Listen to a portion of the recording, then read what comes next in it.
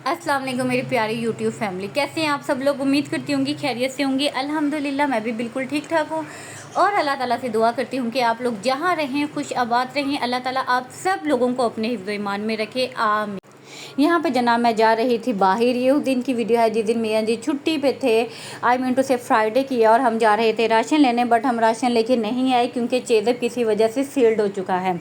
तो हमें जो है ना वो वहाँ से राशन नहीं मिला। मियाँ जी ने कहा मैं नेक्स्ट डे वो हमें ला देंगे। फिर हमने बस मिरा की एक दो चीज़ें जो आपके साथ शेयर की हैं वो बाय की, और फिर उसके बाद हम घर आ गए। बट मिरा की फरमाइश थी पिज़्ज़े की। क्या भी पिज़्ज़ा लिखा हुआ है।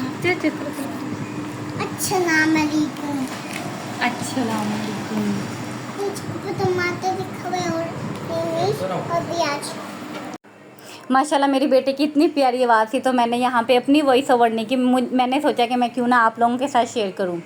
अच्छा, सैलरी जब भी आती है ना, हम जब भी कोई राशन वगैरह लेते हैं, कोई चीज़ लेते हैं, तो मेरा आदमी किसी चीज़ की डिमांड करती है। तो मिरहा ने पिज़्ज़े की फरमाइश की, तो फिर हमने जो है ना स्ट्रीट पिज़्ज़ा जो है मिरहा के बाबा और मिरहा लेकर आए, मुझे घर पे छोड़ दिया था। यानी कि हम इसकी एक दो चीज़ें ले आए थे, हैंड बैग और शूज़ वगैरह। राशन तो हम ले नहीं सके, तो इसलिए फिर हम घर पे आ गए थे, क्योंकि मियाँ जी की जो है ना हाफ़ सैलरी आ गई थी। छोटी ईद पे भी यूँ हुआ था, हाफ़ सैलरी पहले आती है और हाफ़ सैलरी जो है ना वो ईद के बाद देते हैं। तो इस तरह ना बजट पूरा डिस्टर्ब हो जाता है। तो हमने कहा इस सैलरी में जितने काम हम कर सकते हैं ना, जितने खर्चे कवर कर सकते हैं, तो वो हम कवर कर लें। फिर यहाँ पे जो है रात को मियाँ जी माशाल्लाह माशाल्लाह अल्हम्दुलिल्लाह राशन जो है वो ले आए थे, और मैंने इन्हें पर्ची सेंड कर दी थी, और माशाल्लाह ये वो सारा सामान ले आए थे। आप देख सकते हैं कबर्ड में ऑलरेडी पहले से राशन रखा हुआ है। उनको मैं पहले बाहर निकाल लूँगी, और जो बाकी है ना उनको प्रॉपर तरीके से जो बिल्कुल पैक्ड है उनको पहले सेट करूँगी। जब भी राशन परचेज़ करने जाएं या अपने हस्बैंड से मंगवाएं या किसी से भी मंगवाएं, पहले अपने घर में रखा हुआ राशन पे एक बार नज़र लगा लें। हो सकता है कि आपके पास कोई ज़रूरत की चीज़ ऐसी रखी हुई हो, ऐसी राशन में रखी हुई हो, जिसकी वजह से आप उसकी अल्टरनेट या कुछ बेहतर मंगवा सकते हैं, कहीं और खर्च कर सकते हैं, और इसमें काफ़ी बचत भी हो जाती है और आपकी जो है ना मेंटली सेटिस्फेक्शन भी हो जाती है। तो मैंने भी अभी जो है सैलरी 30-31 को आई है आई थिंक, और जो है वैसे हमारी 7-8 को आती है, तो बीच में एक हफ़्ते का फ़र्क आया था। तो मैंने उस हिसाब से जो है ना एक दो चीज़ें कम मंगवाई हैं, और एक दो चीज़ें तो वैसे ही बिल्कुल नहीं मंगवाई, क्योंकि आप देख सकते हैं मेरा राशन अभी भी काफ़ी रखा हुआ है। बट जो मेरा क्या है उसमें कोई कॉम्प्रोमाइज़ नहीं करती, वो मैं लाजमी मंगवाती हूँ। यहाँ पे ऑलरेडी मायोनीज़ रखा हुआ था, बट मैंने एक और मंगवा लिया, क्योंकि बच्चों का नहीं पता होता। और मेरा की रूटीन ऐसी है कि वो अगर एक हफ़्ता खाती है तो लगातार खाती है, और नहीं खाती तो 2-2 हफ़्ते कोई चीज़ नहीं खाती है। तो हम बड़े तो किसी भी चीज़ में कॉम्प्रोमाइज़ कर लेते हैं, बच्चे नहीं करते हैं। यहाँ पे जितना कबर्ड में रखने वाला सामान था वो मैंने सारा रख लिया। जो बिल्कुल पैक था उसको एक साइड पे किया, और जो यूथ में था उसको एक्स्ट्रा कवर लगा के मैंने जो है ना उसको सेपरेट से किया। और बाकी जो जार्स वगैरह के डिब्बे थे, अगर आपके बिल्कुल खाली हो चुके हैं या हाफ़ है या कुछ कम है, आप राशन सेट करने से पहले ना उसको एक बार सबको अच्छे तरीके से जो है ना फिल कर लें। इससे ये होगा कि जब आप राशन की बाकी चीज़ों को सेट करेंगे ना, तो वो आपकी 10-15 दिन तक या इससे ज़्यादा जो है वो सेट रहेंगी।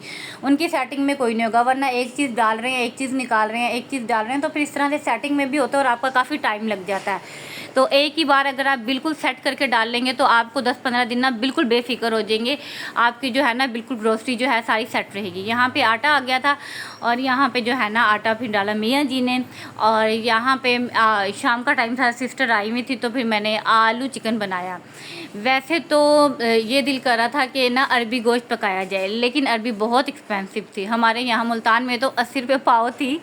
फिर मैंने कहा पाव का क्या बनेगा, तो फिर मैंने कहा 2 फैमिलीज़ हैं, तो इसलिए फिर मैंने कहा आलू इज़ द बेस्ट, हर चीज़ एक आलू बेचारा काम आ जाता है। अच्छा, आलू चिकन का वैसे मैं पहले भी बता चुकी हूँ, बड़ी ट्रेडिशनल डिश है, और माशाल्लाह इसका शोरवा मुझे तो बहुत अच्छा लगता है। आपका तो पता नहीं आपको अच्छा लगता है कि नहीं अच्छा लगता।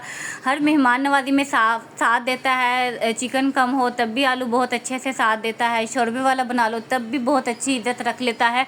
यानी कि हर लिहाज से ये अच्छा लगता है। अगर इसको वाइट चावलों के ऊपर डाल के खाया जाए तब भी बहुत अच्छा लगता है, और अगर इसमें रोटी चूर के यानी कि वाइट्स कर करके डाली जाए, हम तो रोटी चूर के कहते हैं, तो वो भी बहुत अच्छा लगता है। तो यहाँ पे मैं बिल्कुल इसको अपनी अम्मी के तरीके से बना रही हूँ, बिल्कुल ट्रेडिशनल तरीके से जो सदियों से चलता आ रहा है। और आप यकीन करें इसकी तारीफ़ मियाँ जी ने इतनी की थी ना कि मैं बता नहीं सकती। अल्लाह ताला नज़र बद से बचाए, आमीन।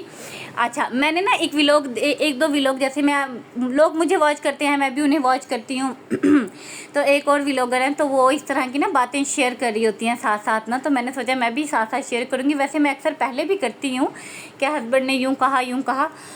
अच्छा, मुझे ना सुन के बड़ी खुशी होती है कि जब वो बात कर रही होती है ना कि हमारे हस्बैंड इतने सपोर्टिव हैं, यूँ कर रहे होते हैं, तो फिर मैं भी अक्सर ही शेयर कर देती हूँ। तो फिर मैंने कहा मैं अपनी ऑडियंस से भी कहती हूँ। वैसे तो ऐसा नहीं है कि मैंने ये कलर पहन लिया तो उन्होंने कह दिया बहुत अच्छा लग रहा है, या ऐसा कर लिया तो बहुत अच्छा है। नहीं, जो चीज़ रियलिटी जिसमें वाकई में तारीफ़ होती है तो वो मैं आपके साथ मुझे लगा कि मुझे शेयर करनी चाहिए अपनी खुशी। और अच्छा इंसान वही है जो किसी की खुशी सुन के उसमें खुश होता है, ना कि उसमें ये कहता है कि हाय ये क्या बात होगी। मैं हंसने वाली वीडियो देखूँ या किसी की ऐसे प्यार मोहब्बत वाली वीडियो देखूँ या कुछ भी ऐसा देखूँ ना जिसमें बहुत ही फीलिंग्स वाली बातें हो या कोई काम हो रहा हो, जैसे एक दूसरे की केयरिंग हो, ये इस तरह की बातें सुन के मैं बहुत ज़्यादा खुश होती हूँ। मैं कहती हूँ माशाल्लाह, दिल में दुआ आती है। तो मैं अक्सर ही देखती हूँ कि वहीं पे कुछ लोग ऐसे भी होते हैं जो देख के कहते हैं आय हाय ये तो सर पे चढ़ी हुई, आय हाय इससे तो ये नहीं होता, आय हाय इससे तो ये नहीं होता, ये तो यूँ करती है यूँ करती है। तो मैं यही कहूँगी कि दूसरों की खुशी में खुश होना सीखें। हर इंसान ये चाहता है कि हमारी खुशी में सब खुश हों, हमारे दुख में सब शरीक हों, लेकिन वो इंसान खुद ये नहीं देखता कि हमें भी उनकी खुशी में खुश होना चाहिए या उनके दुख में शरीक होना चाहिए। अच्छा, मेरे अंदर ये बहुत बात है कि मैं ना किसी की खुशी को अपनी खुशी समझ के बहुत इंजॉय करती हूँ, और अगर किसी पे कोई दुख या टेंशन आती है तो मैं उसे अपना दुख समझ के पूरी रात जागती रहती हूँ।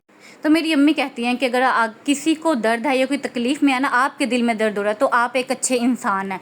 और अगर कोई खुशी में है और आप उसकी खुशी में शरीक नहीं हैं, आप उसकी खुशी में से भी कहीं ना कहीं कोई नेगेटिव पॉइंट निकाल रहे हैं, तो इसका मतलब आप कहीं ना कहीं उससे हसद करते हैं। तो इसीलिए हैप्पी रहें, खुश रहें। यहाँ पे आलू चिकन का सालन रेडी हो गया है, जिसने खाना है वो आज। यहाँ पे मैं सालन को 4 चांद लगा रही हूँ। और जाने से पहले एक छोटी सी रिक्वेस्ट करती हूँ कि अगर आप लोग मेरे चैनल पे नहीं हो तो प्लीज़ चैनल को सब्सक्राइब कर दें, वीडियो अच्छी लगती है तो प्लीज़ लाइक कर दें, अपने प्यारों के साथ शेयर कर दें, और जो है मुझे कॉमेंट में लाजमी बताएँ कि आपको मेरी वीडियो कैसी लगी है, मेरी रूटीन कैसी लगी है, और मुझे किस तरीके की वीडियोज़ को ज़्यादा से ज़्यादा बनाना चाहिए। अपना बहुत सारा ख्याल रखिएगा, दुआ में याद रखिएगा। अल्लाह हाफिज़।